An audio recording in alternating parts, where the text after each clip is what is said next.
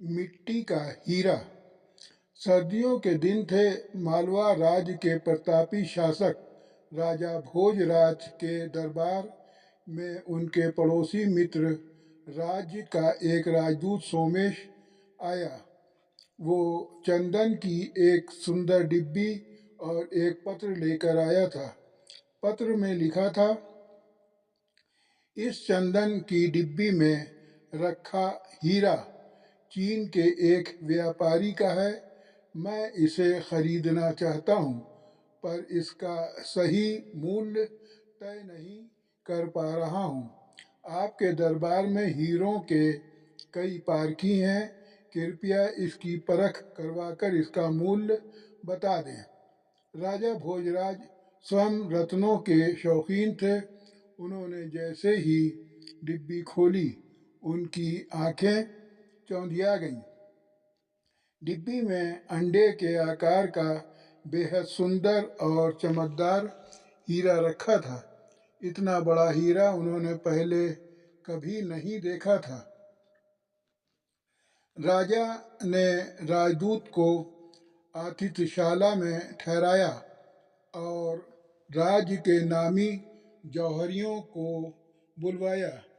जौहरियों ने हीरे को बहुत देर तक परखा, पलट पलट कर देखा, फिर बोले, महाराज, ये हीरा अनमोल है।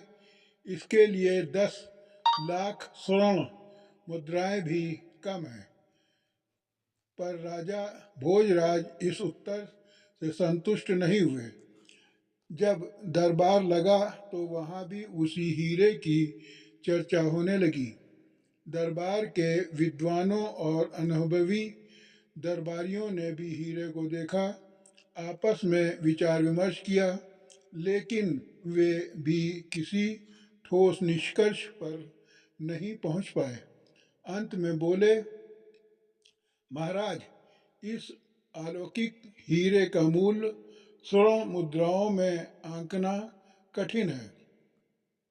राजा चिंता में पड़ गए कि मित्र राजा को क्या उत्तर भेजें।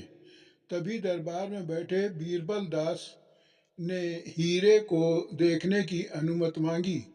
एक विद्वान ने हल्की सी हंसी के साथ कहा, जब इतने बड़े बड़े पारखी इसका मूल्य तय नहीं कर पाए तो तुम क्या कर लोगे? बीरबल दास शांत स्वर में बोला, शायद मैं कुछ कह सकूं।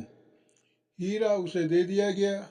उसने उसे हथेली पर रखकर एक क्षण देखा, फिर अपने ऊनी लबादे के अंदर बाईं ओर रख लिया।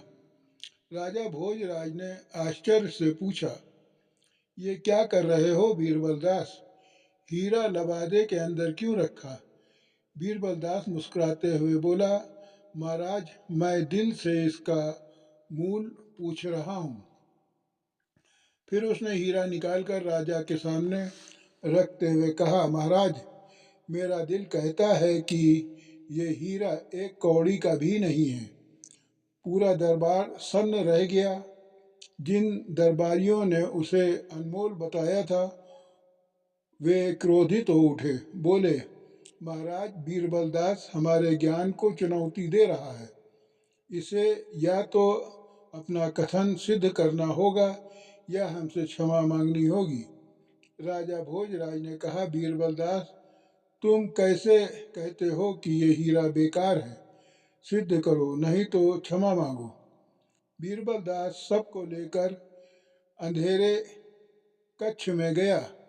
उसने हीरे को मेज पर रख दिया और बोला, क्या कोई बता सकता है कि हीरा कहाँ रखा है?